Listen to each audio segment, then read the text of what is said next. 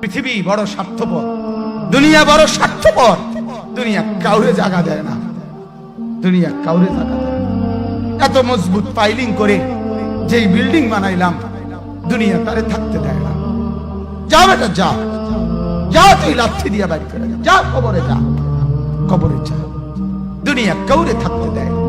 দুনিয়া কত ক্ষমতা ধরকে মাটির নিচে ফেলায় দিছে, দুনিয়া কত সম্পদ আলাকে মাটির নিচে ফেলে দিছে, দুনিয়া কত সুন্দরী নারীকে মাটির নিচে ফেলায় দিছে, মাটির সাথে রেজা রেজা করে ফেলছে। আজ আর চেহারা নাই, আজ আর রূপ নাই, আজ আর যৌবন নাই, আজ আর ক্ষমতা নাই। এমন বাদশা ছিল পৃথিবীতে যার হাতের আঙ্গুলের ইশারায় মানুষের গর্দান উড়াইয়া দিত, যার হাতের ইশারায় উঠত মানুষ, বসত মানুষ। আজ বাদশারা নাই, আজ সম্পদওয়ালারা নাই, আজ মালওয়ালারা নাই। দুনিয়া কাউরে থাকতে দেয় না, কাউরে না দোস্ত, কাউরে দেয় না। দুনিয়া দাদারে আমার থাকতে দেয় নাই। আমার দাদারে আমি দেখছি, আজ আমার দাদা নাই। আমার নানারে আমি দেখছি, আমার নানা নাই। আমার দাদিরে আমি দেখছি, আমার দাদি নাই। আমার নানিরে আমি দেখছি, আমার নানি নাই। আমার বাবারে আমি দেখছি, 14 লক্ষ টাকা বাবার পেনশনের আমি সব ডাক্তারের পিছনে খরচ করে ফেলছি, বাড়ির ফসলের জমি বিক্রি করে ফেলছি। আমার বাপ যেন না মরে বারবার বারে হসপিটালে নিছি, কিন্তু দুনিয়া আমার বাপকে থাকতে দেয় নাই। আমার বাপ কবরে চলে গেছে, দুনিয়া কাউরে থাকতে দেয় না, কাউরে না, কাউরে না, কাউরে না, কাউরে না। আমার বাপ দুনিয়া কাউরে থাকতে দেয় না। তুমি থাকবা না, তুমি থাকবা না। দুনিয়ার ধোকায় পড়ো না বাপ, দুনিয়ার ধোকায় পড়ো না।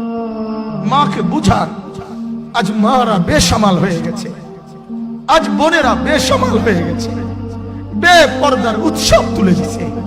এটা যেন আল্লাহর সাথে যুদ্ধ করছে। আল্লাহ করোনা না, তুমি আরো কিছু দাও, আমরা বেপরদিকে ছাড়বো না।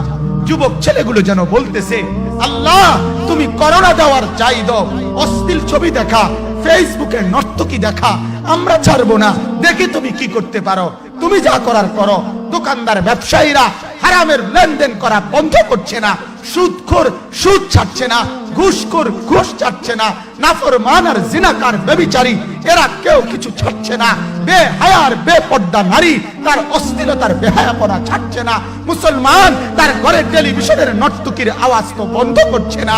হায় করোনা কিভাবে যাবে, আযাব কিভাবে যাবে বলেন, বলেন, বলেন আপনারা।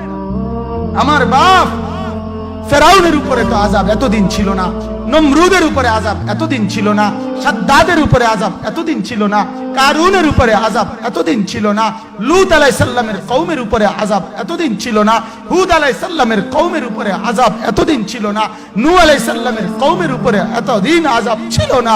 আজ আমরা মালিককে এই পরিমাণ নারাজ করছি, মালিক এত বেশি নারাজ। আজ 1 বছর হয়ে গেছে, 1 বছরের চাইতে বেশি হয়ে গেছে, কই করোনার মহামারীর আযাব তো যাচ্ছে না, গেছে গা বলে। আমাদের লক্ষ লক্ষ বাচ্চার পড়ালেখা বন্ধ, এরা নষ্ট হওয়ার চূড়ান্ত পর্যায়ে পৌঁছে গেছে। মোবাইল এদেরকে শেষ করে দিছে, লক্ষ লক্ষ ছেলে। গতকালকে এক মা আমার আত্মীয় ফোন দিয়া বলতেছে, সকাল 10টায় বাচ্চাটা ঘর থেকে মোবাইল লইয়া বাইর হইছে, রাতের 10টায় মা তারে ফোন দিয়া বলছে, বাপ ঘরে আসতি না, ভাত খাইতি না। বাচ্চা তারে বলতেছে, তোমার অসুবিধা কি, তোমার সমস্যা কি? মা এই কথা বইলা কাঁদা দিছে যে, শোনেন হুজুর কদ্দুর দোয়া করো।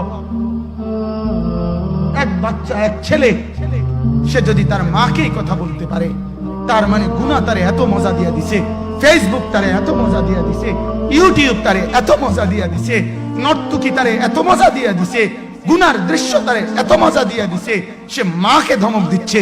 রাত 10টা বাজলে কি হইছে, রাতের 3টা পর্যন্ত দেখলে তোমার সমস্যা কি? আমার আখিরাত আমি নষ্ট করলে তোমার অসুবিধা কি? আমার জাহান্নাম আমি ঠিক করে নিলে তোমার সমস্যা কি? আল্লাহ আমাদেরকে মাফ করে দেন, আল্লাহ আমার জাতিকে মাফ করে দেন।